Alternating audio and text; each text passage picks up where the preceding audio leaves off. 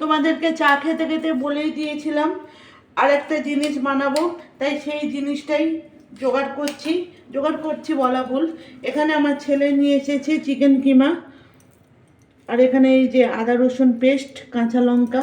সবসময় তো তোমরা একই ধরনের চিকেন পকোড়া মানে চিলি চিকেনের মাংস হয়, আজকে আমি একটু অন্যরকমভাবে বানাচ্ছি, কিমা দিয়েই বানাবো। আর পেঁয়াজ এই দেখো ঝিরি ঝিরি করে কেটে নিয়েছি। এবার এর মধ্যে পড়বে হলুদ, লঙ্কা গুঁড়ো, লবণ দিয়ে এটা মাখে তারপরে পকোড়া ভাজবো। এই যে দেখতে পাচ্ছ, এগুলো খুব একটা ঝিরিঝিরি আর করলাম না, দিয়ে দিলাম এর মধ্যে।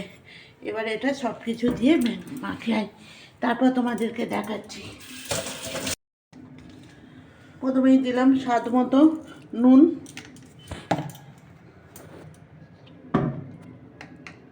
হলুদ গুঁড়ো খুব সামান্য, যেহেতু কাঁচা লঙ্কা আমার দেওয়া আছে আর গোলমরিচও দেব কালার হওয়ার জন্য, খুব একদম নামমাত্র গুঁড়ো লঙ্কা।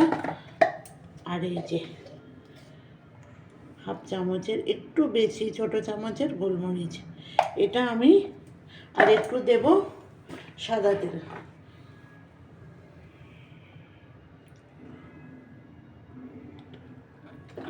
দিয়ে এটা আমি মাখাবো।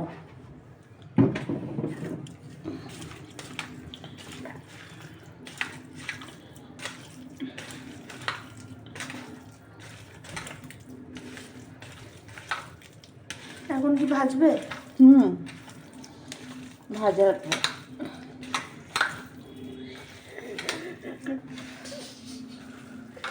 এই যে গরম গরম খাবো বলো, এখন ভাজবো না তো কখন ভাজবো? 8টা বাজে।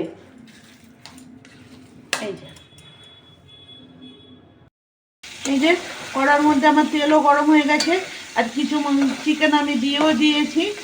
এই যে দেখো এরমভাবে গোল গোল করে পকোড়া বানাচ্ছি। আজকে ভাবলাম একটু নতুন স্টাইলে বানাই, তাই